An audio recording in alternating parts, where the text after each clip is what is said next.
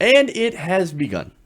It's now being reported that Donald Trump will soon be declaring a national emergency in order to get the wall. So this is a national emergency on the border to get funding for his ridiculous border wall. And this is actually according to Senate Majority Leader Mitch McConnell. So this is not, it's not hearsay. This isn't like a joke. No, this is Mitch McConnell saying, first, President Trump is going to sign the bill to keep the government open. And in doing so, he will also declare a national emergency. So now, as I said, he is signing that bill, that bipartisan compromise to keep the government open. And in doing so, he's getting $1.37 billion. I'm sorry, $1.375 billion in border security funding.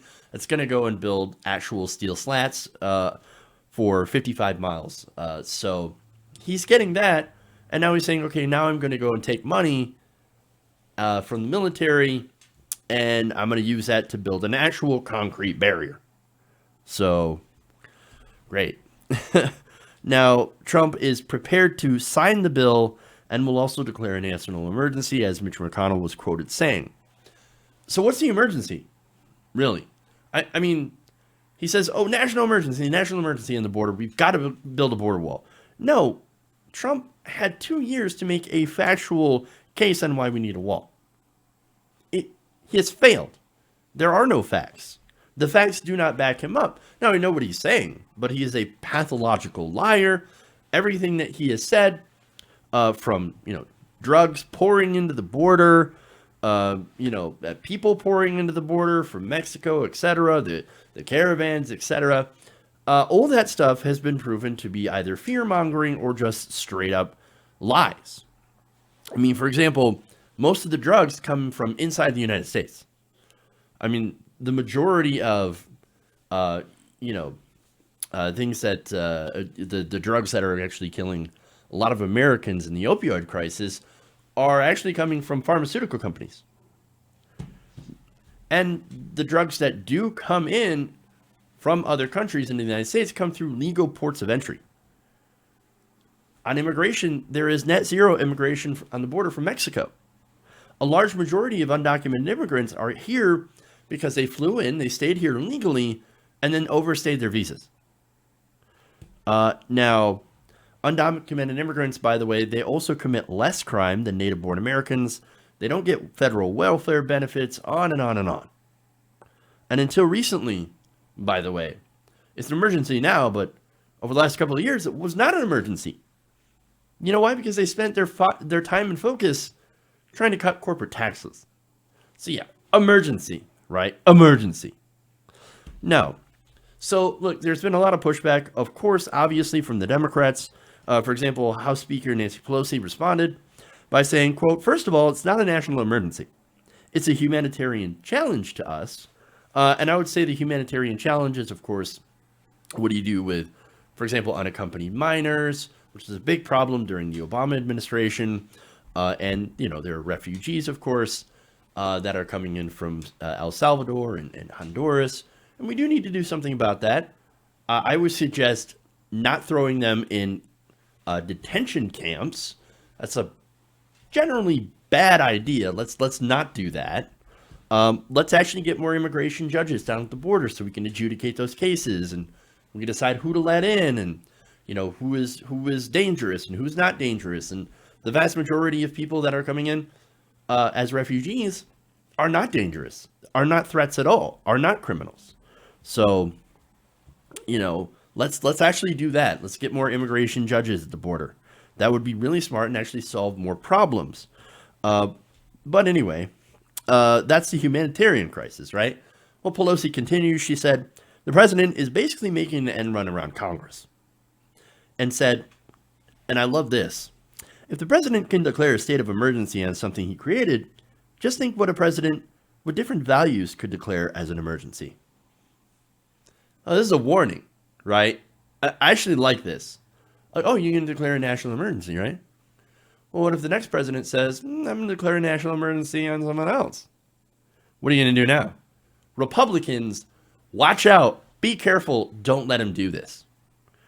Imagine, and I'm imagining President Bernie Sanders calling for a national emergency on student loan relief. Love it. Or how about a national emergency on climate change so that we can get a Green New Deal? If anything, that is a real emergency. That is something that we actually have to do something about. Could you imagine, though? You know what? Not bad.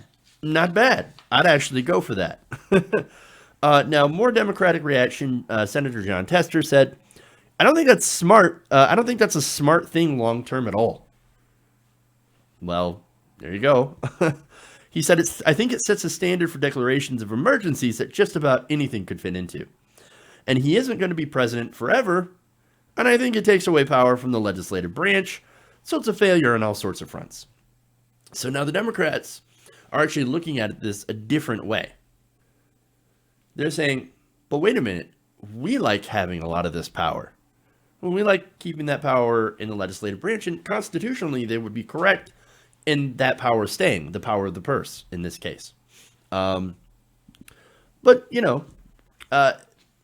Trump is not interested in that. Trump is just interested in doing whatever he can to keep his base happy, right? Now, there's more here. Speaking of Republicans, he says, I'd like to know which ones they're talking about as far as taking money, where he would actually take the money from. He said, and the devil's in the details. What are you taking the money from? Listen, I think there's probably all kinds of lower priority spending, but I'm not sure that's the type of money that's really available here.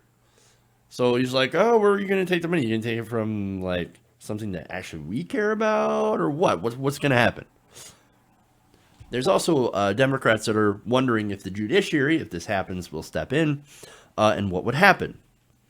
Senator Richard Blumenthal asked that question. He says, there are some basic principles. When Congress appropriates money, that's the law. If the money is reprogrammed, the law is violated.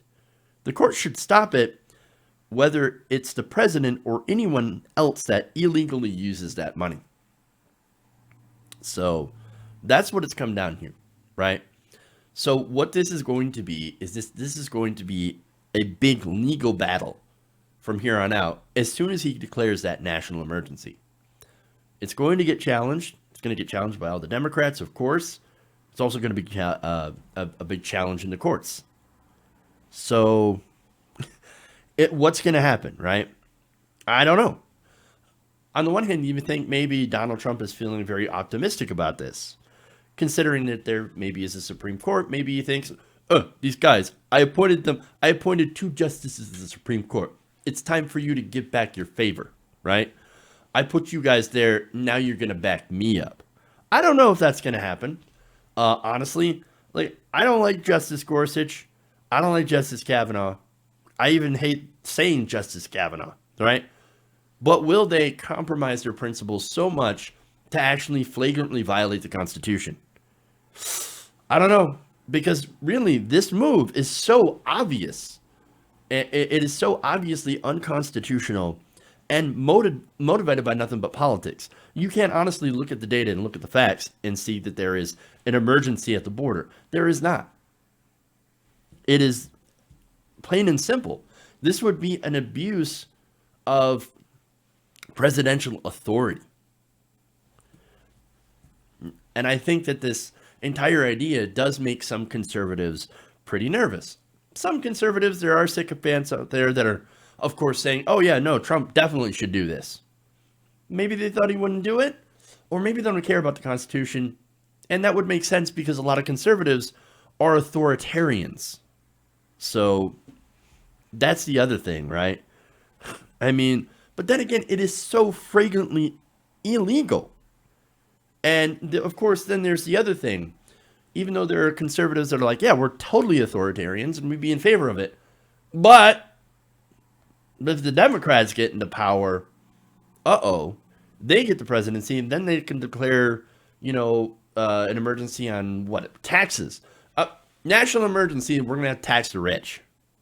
Oh, that'd be great. But then again, I'm smart enough to know that if you do that and then you get out of power, that leaves a bad precedent. Again, Trump doesn't understand that, right? So I don't even know, thanks to that ramification, that Gorsuch or Kavanaugh would end up supporting this. Not to mention the other conservative justices. But I think for Trump, this is his Hail Mary. This is his last option. And he is going for it. Now, interesting timing, right? Because McCabe just came out, Andrew McCabe. He was a former FBI deputy director that was fired by the administration. He just came out with a book that was making Trump very, very nervous. So I'm wondering if this is also just a gigantic distraction. So whatever it comes down to, distraction or not, this battle going forward, it's going to now have to depend on conservatives in the court holding the line. And you guys know that whenever that happens, I am very, very discouraged because I don't trust conservatives to actually respect the Constitution. Hey guys, hopefully you enjoyed that free video. Now I'm going to have to ask you a favor. Between the demonetization and the YouTube algorithm messing around with view counts, etc., we're having a hard time adjusting to the new YouTube reality, which is where you guys come in. See, we have a Patreon, patreon.com/TYTNation, set up to help us rely on you guys, the viewers, instead of big corporate ads. Look, you know the show. You know I'm not in favor of big corporations anyway. So help us transition away from relying on the ad model to pay the bills and sign up to be a patron, patreon.com/TYTNation. That goes a long way to help us keep the lights on. And you guys will know that you're supporting independent progressive media.